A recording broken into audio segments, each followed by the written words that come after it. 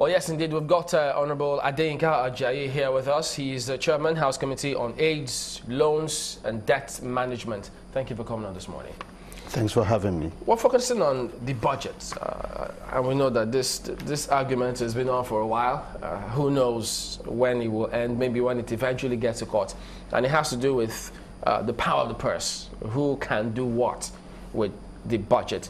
And some statements over time, in fact, there are those who believe that the budget, as it's been signed into law now, a large part of it is unimplementable because they say that the National Assembly returned the budget to the executive, removing certain projects, introducing new projects, and then altering some key projects. And they think that, no, that's not necessarily what the power of the purse is. This is altering the budget holistically. Do you agree with that? Well, once again, thanks for having me. Well, I believe the time for us now in the country requires that we begin to change the conversation. I think we should look more at the budget as passed, which is a law of the land, how this budget will be implemented for the good of Nigerians. I believe it's a huge distraction from the duty that we hold Nigerians as leaders to begin to look at those technical issues that can distract from the main assignment. The Constitution is very clear. Sections 58, 59, Sections 80 and 81 are absolutely clear on who has powers to do what. Sections 4 and 5 of the Constitution also clearly defines what roles the Parliament has and its powers, and Section 5 also says clearly what roles the Executive President has and the powers.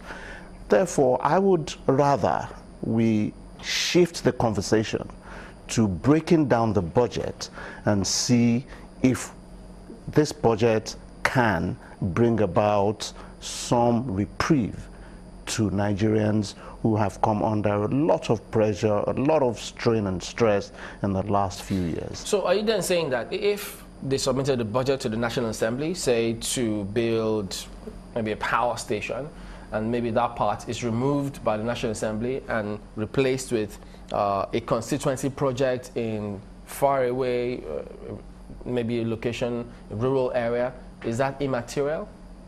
Well, if, as you've broken it down, if there is a project, a proposal from the executive, and the Parliament believes that that project is not a priority, or that the project can be taken in phases, I believe it's within the powers of the legislature to so do.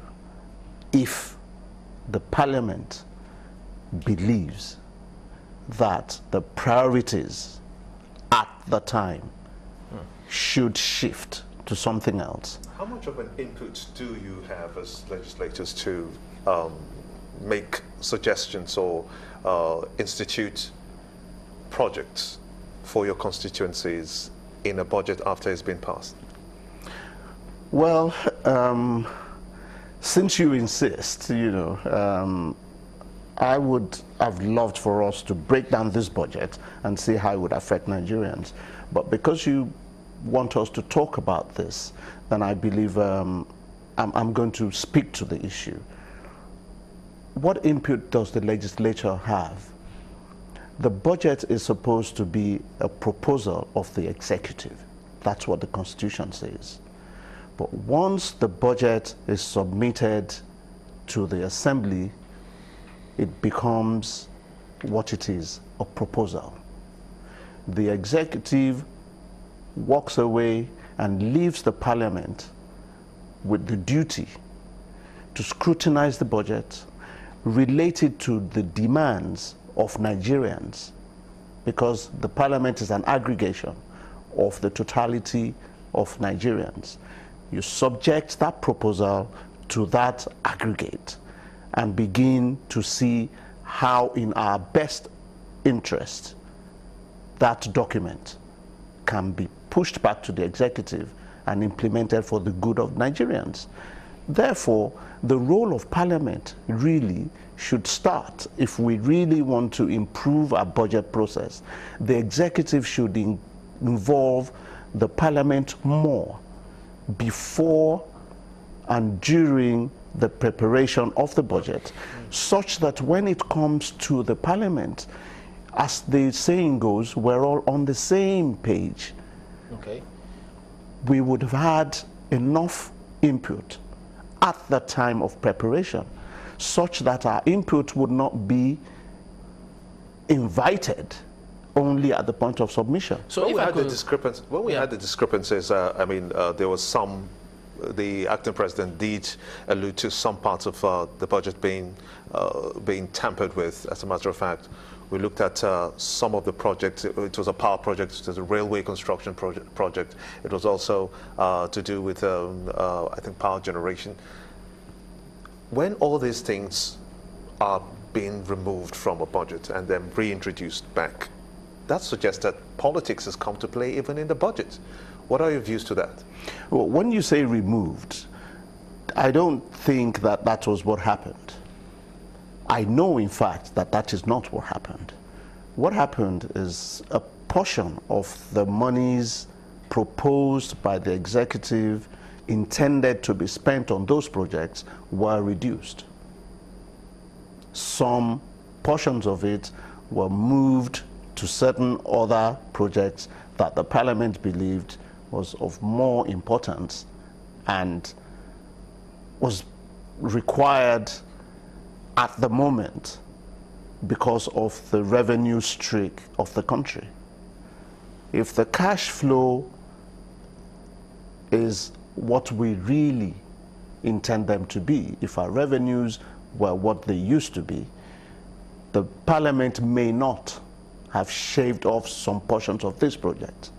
These projects are long-term projects, and the amount of money you allocate to them at each point in time could impact either negatively or positively on other aspects of the budget. Okay. And that's what the Parliament did. could you shed some light on the point you were making earlier about involvement and at what stage for the National Assembly by the executive in the budget formulation process? Does that suggest what you were saying earlier on, that the National Assembly is not involved at the appropriate time, or is it that in good time, and that's why the only option the National Assembly has is to make those alterations when the budget is submitted? Well, in clear terms, the National Assembly only has, at the moment, input in the budget when it is presented to the National Assembly. At the level of when the executive members defending it, or when it's finally presented for your approval? When it's presented, it's laid before the House. Oh, okay. The House, the National Assembly dissolves into committees, and each portion of the budget is assigned to